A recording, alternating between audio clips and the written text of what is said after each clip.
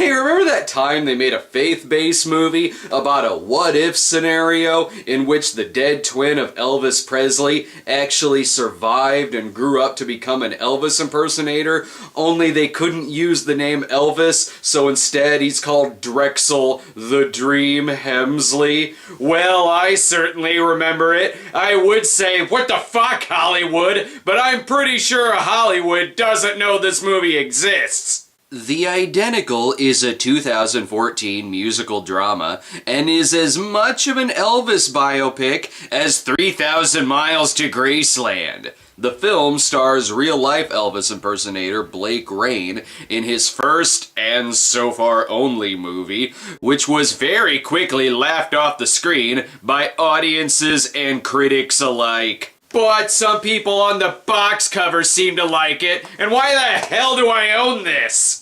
Good. Points from the Dove Foundation. They also have a quote on Kirk Cameron saving Christmas. It would save you time and money if you just replaced all Dove blurbs with "this movie sucks." Some quotes aren't even about whether the movie is good or not. Ray Liotta delivers.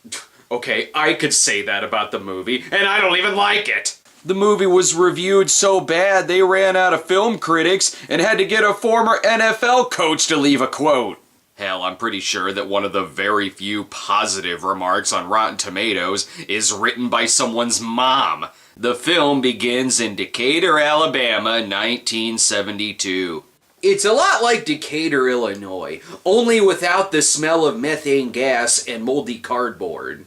I see we're following around the most popular 60s and 70s singer, Dave Navarro. Since when does Elvis dress like, I'm sorry, it's Drexel the Dream Hemsley. My mistake. So what the hell is world-famous rock singer Drexel doing in Alabama?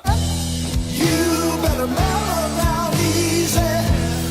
You got a lot to learn. Oh, watching Ghost Slaves, obviously! Is he passing through the worst sci-fi original movie? And what happened to the color? Alabama in 1935. A harder world, for sure. You just told me it was 1972. This here is William and Helen, parents of Drexel. Love and passion got in front of logic and patience. And in obedience with the scripture, the Hemsleys set about the business of being fruitful and multiplying. In other words, Dad is horny. William has fallen on hard times since he got stalked at an ATM with Josh Peck.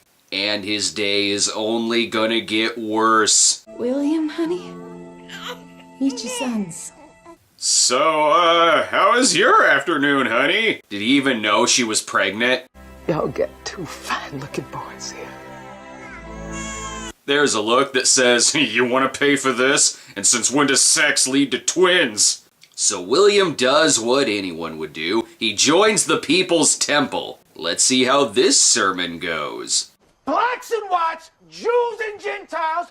Where is this going?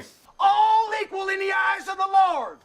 All equal in the eyes of the Lord. Oh, whew. I thought that was going in a different direction. But seriously, this is 1930s Alabama. You're about to be run out of town.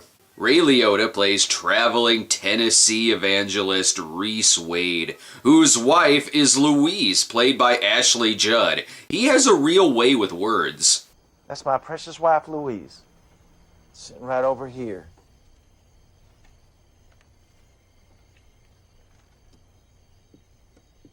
We miscarried again. He's part of the denomination known as Too Much Information. And why the hell did I need to see the opening with the ghost slaves? And it is here that our story truly begins. And who is narrating this? Here William gets the bright idea that if he gives them one of their babies, he'll only have to spend half as much at the water park. Let's see how his wife takes it. What? Yep, about as well as I thought. I'll work 2 jobs. I'll work 3. Having the job is my job, and there ain't none. What I'm saying is I would rather give away my son than have a wife that works. Helen vows that no one is ever taking her babies away from her. 5 minutes later. You preached it, Reverend. It's better to give than receive. so I'm giving you our baby. Here's the plan, honey. We find out which one of them is an amazing singer, and we keep that one. So naturally, they fake the baby's death. It was not uncommon in the 1930s to lose a baby. I'm pretty sure it's not uncommon now either. At least he has a lovely shoebox. Of course, only they knew the box was empty. How sad they couldn't even put a dead goldfish in it. These two were so unpopular, everyone else instantly leaves without comforting them. Oh yeah, we made our appearance. Let's hit the bar. Thankfully, the baby ended up with, what the hell is going on here? The Reverend Reese Wade stole away with his new son and dedicated him to the creator of life itself, the king of the universe. And then he chopped the baby in half. Nice cut. I've held you underwater for 8 years. You're almost a man, son. This is Drexel's twin, Ryan Wade. He's a constant disappointment to his father for not memorizing the Bible. Jeremiah 29. For I know the plans I have. Yep, the boy's definitely getting pistol whipped tonight, especially after this. Ryan knew instinctively what every grade school teacher knows. Turn it into a song. Well, I know the plan. You may be taking some liberties on that advice, and if this scene ends with Reese saying, "I have no son," I'd buy it. Ray Liotta is the harshest American Idol judge. Seriously, who the fuck sings like they're in From Justin to Kelly in 1953? Cut to 10 years later, and Ryan is now a 40-year-old man playing an 18-year-old with his 40-year-old teenage friend Seth Green, who I actually do buy as a teenager. Oh good, he's discovering black music to imitate. I ain't never heard anything like this before. How come we can't do music like this back home? Because all your dad's sermons start out like this. Blacks and whites, Jews and Gentiles. Speaking of his dad, Ryan is out way past, curfew. You been drinking, son? No, sir. Don't lie to me. I ain't lying, Daddy. This feels more like these two went to high school together, and Liotta was the bully, and he still bullies Ryan to this day. Wouldn't you if this were your son's garage band? Dance, dance, dance, everybody now dance, dance, dance. Everybody's doing it. It's boogie, woogie, rock and roll. Good, your song features the words dance, boogie woogie, and rock and roll. Did you just look at a list of common words found on an old jukebox? Kinda awkward when Louise brings her date to her husband's sermon. Oh wait, that's her son. And no matter how many times you bring it up, I won't buy them as teenagers. Hey, what's the rush? You sure your daddy's okay with this? Oh, yeah, man, I take his car all the time. I ain't lived at home for 20 years, putz. Seth Green is using this as his audition tape for his next role. Poor little white guy. And this is our narrator, Jenny, a love interest who meets Ryan when they're just hanging out with the family, having themselves a party. Who wouldn't fall for Ryan's charms? Where do preacher's kids learn to dance the way that you do? Oh, well, I don't know. Something just happens to me when I hear music. It's called an erection. This prequel to the 40-year-old virgin isn't as funny. And why stop now when making up shit? There are many accounts of how, when, and where rock and roll was actually born. Now, I'm not saying they're wrong or anything, but I believe part of that birth happened on this very night. That's okay. I'll say that you're wrong. Let's hear the song we just heard 5 minutes ago. Everybody's doing it. It's boogie, woogie, rock and roll. Unfortunately, they filmed his hips shaking, so the movie got an NC-17. But oh no, racism shows up. This place is starting to match my mood. Dark and stinky. Hey, give Buford T. Justice a break. He stayed up all night coming up with that one, and then he searched high and low for a black bar to say it in. This is the first time I've seen someone busted for overage drinking. And also the first time in the 1950s Deep South that the white guy got assaulted and the black people just got sent home. Busted. Dude, you're lucky he didn't throw you in jail, boy. I didn't do anything wrong, Daddy. Stop calling him Daddy. It looks like you're getting busted by your power top. So Reese makes him join the army, much like that other 50s rock singer whose name escapes me. Rock and roll may have been invented, but rhythm certainly hasn't yet. Are these people seizing out, or are they impersonating the dancing skills of a Peanuts character? Sarge is really gonna have his ass now. Where'd you learn to sing like that, boy? Let's hear another one. As you were. Moments later, the squad was instantly killed in Korea. Drexel, meanwhile, is having a far superior life. Bebop and baby shake, rock it and roll. Beboppin', a term they left out of Dance, Dance, Boogie Woogie, Rock and Roll. Ryan gets accepted into Bible college, but I'm more distracted that they obviously couldn't get Blake Rain for this scene because it never actually shows him. Things get political in class when the teacher asks them to write down that Ike's not dead. Drexel becomes an overnight superstar, much to the delight of Ryan. I wanna get to know you. I know that I can show you. Who is this? Oh, you haven't heard of Terry Stafford yet? Things take a real turn when the cars begin eating the local residents. Wait a minute, Joey Pants? Who has kidnapped the families of these actors? This scene is only here for someone else to point out that he looks like Drexel. You guys related or something? I mean, you're a dead ringer for him. I know. I hear it all the time, but no. Oh, come on. He doesn't look that much like Roy Orbison. Drexel even makes it to TV. You're missing an all-new episode of Surfside 6 for this? But Ryan lets his feelings about Drexel Hemsley known. You know I can see right inside of him. I know what he's thinking. I know what he's gonna say. I even know what his next dance move's gonna be. Creepy. So he's not just an impersonator, he's Drexel's assassin, too. It's nice of Ryan's younger sister to give him advice not to go to Bible college and to follow his dream to be a singer. Ryan has spent 20 years of his adult life in college. What a waste. But in his defense, the script to Clam Bake was too good to pass up. Ryan, I don't know what to say. I know what to say. You're too good for this movie, Ray Liotta. Why are you turning in such a good performance? Go back to more dignified roles, like when you raped people with a garden hose. Ryan runs into Jenny, who turns him down for a date, so Ryan does what anyone would do next. He finds out Drexel's mother is a patient in the hospital, so he sneaks into her room and watches her slowly turn into a zombie. Your son, his music means a lot to me, and I just wanted to see you. Ah, that's nice. Help! Oh, yep, this seems normal. No need to see what happens next.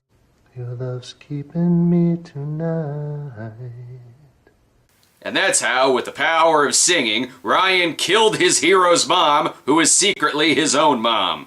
Good, something else to add to his Drexel shrine.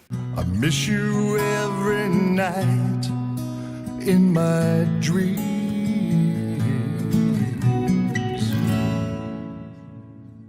Just go ahead and fade out, even though this movie has no commercial breaks. We've already heard this song like 8 times already.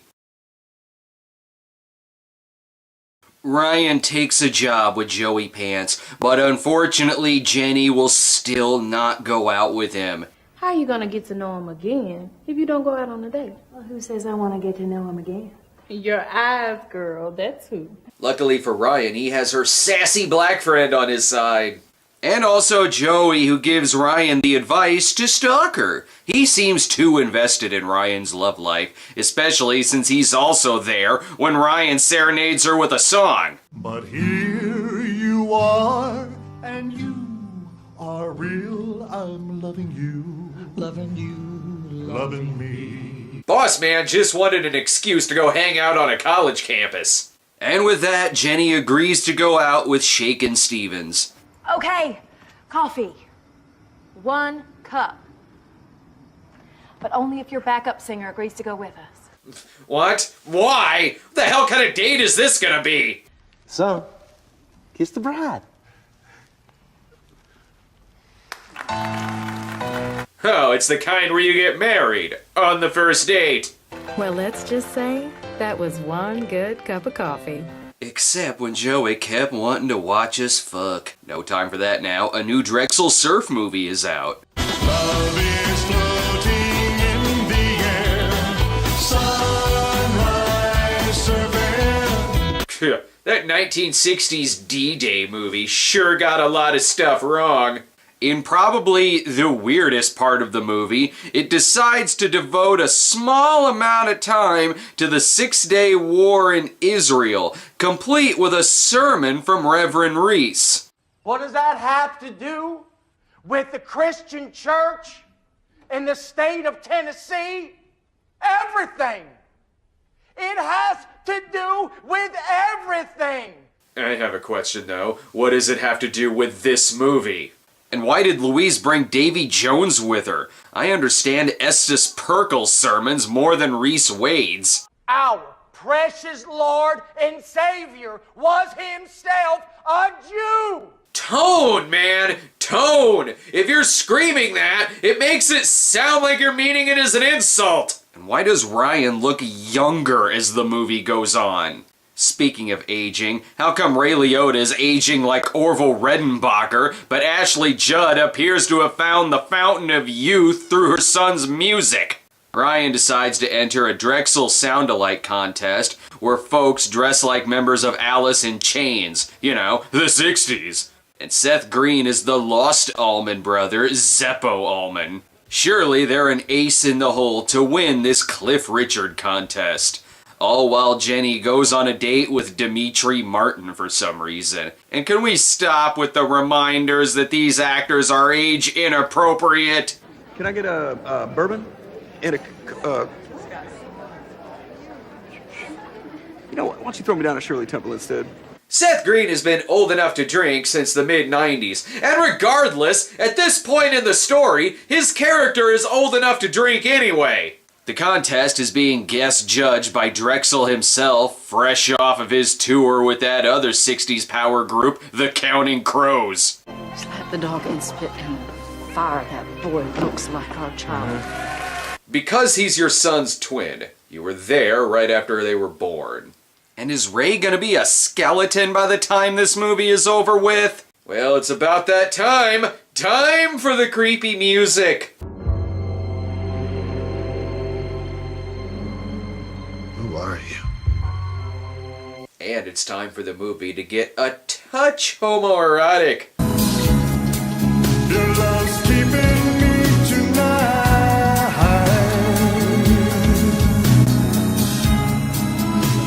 And then they bang. Hard. Incest bang.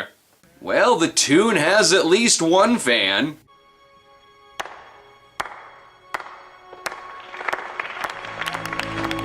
To be fair, he is loaded on prescription painkillers right now.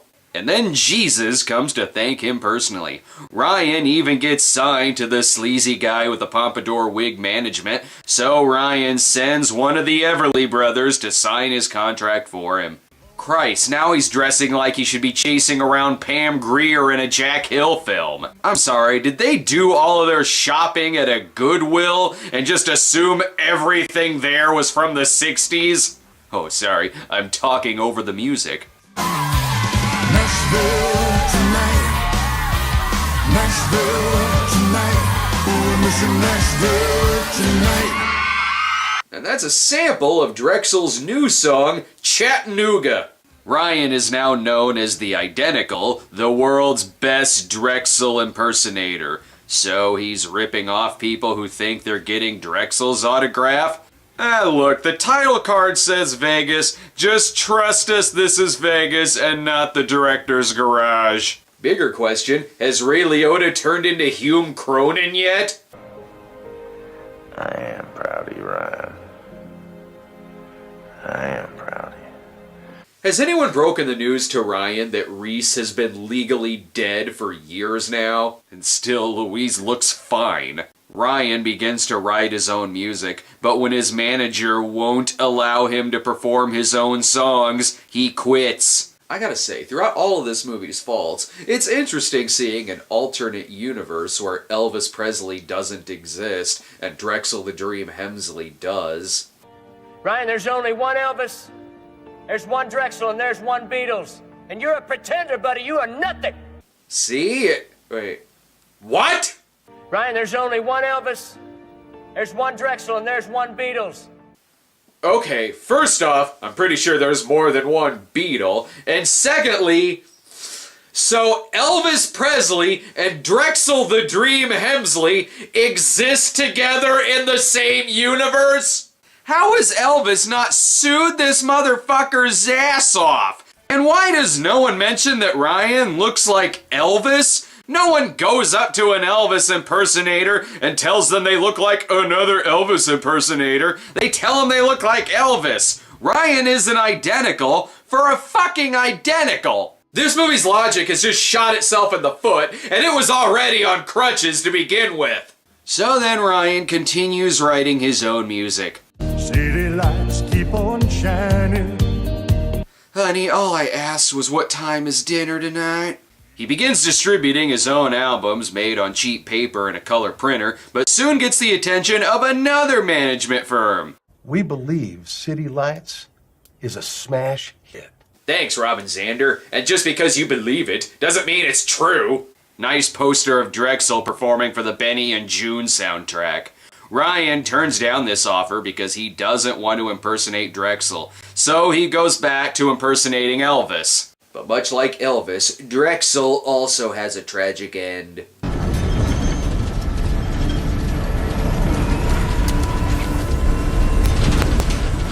He crashes into his toilet and dies of a heart attack. Just kidding. Check out this edit.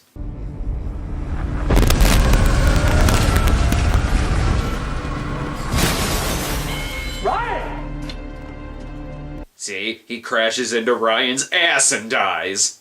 While Ryan grieves over Drexel, he moves into the Amityville house and goes insane.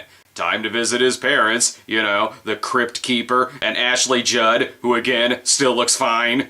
Dad has decided to retire from the ministry because they're worried his next sermon will end with him turning to dust. Best wrap this up, Ryan's on his way to Woodstock, 94.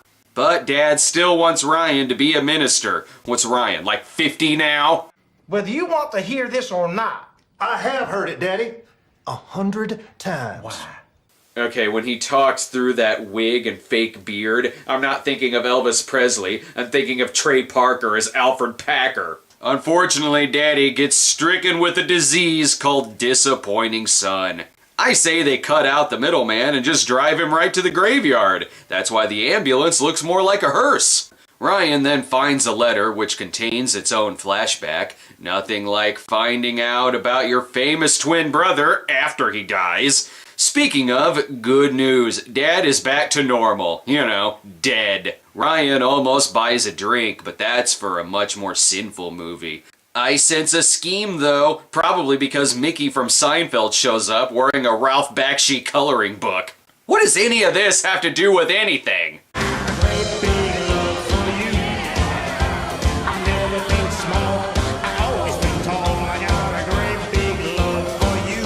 The birth of the band Lil Drexel. It's important that this scene is here. It paves the way for Ryan to shave off his fake beard, and he's trying out his new rocket skates powered by cotton.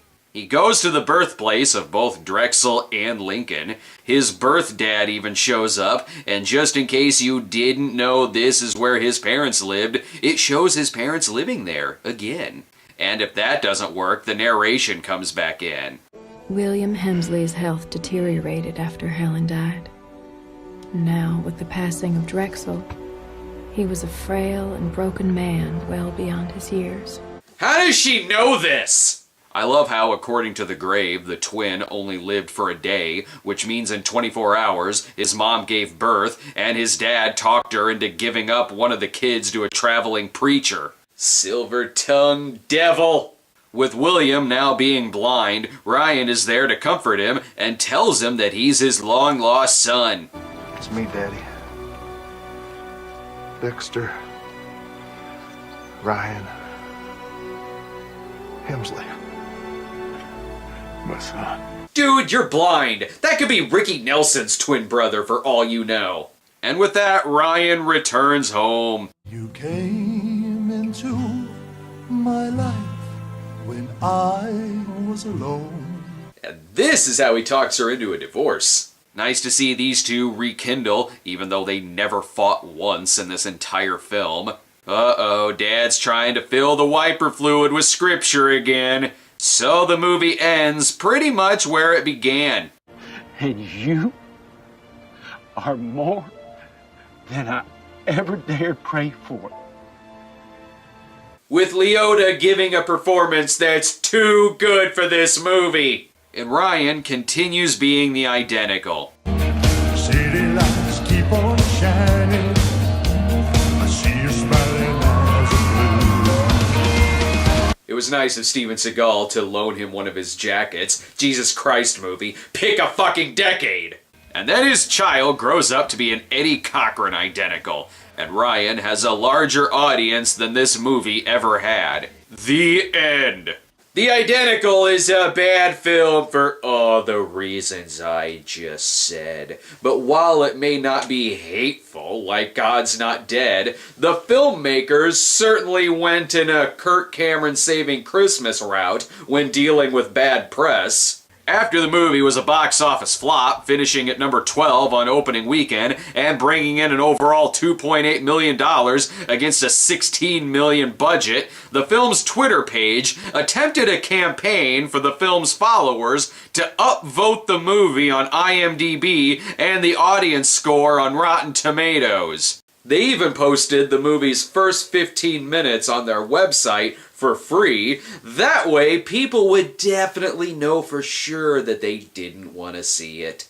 And that campaign worked out well. And ironically, one of the movie's fans claimed, "I hate it when people rate a movie without actually watching it." Well, then you would hate the makers of this movie. Who would have thought that the writer of a movie called The Grace Card would give us a film so poorly received? But on the bright side, at least it's not a faith-based movie that tells women to hide in their closets and pray for their cheating husbands to get food poisoning, and it doesn't have a misogynist like Clay Walsh as its hero. Boy, the scale of these movies is really fucked up! To the plantation rock. What do the plantation rock?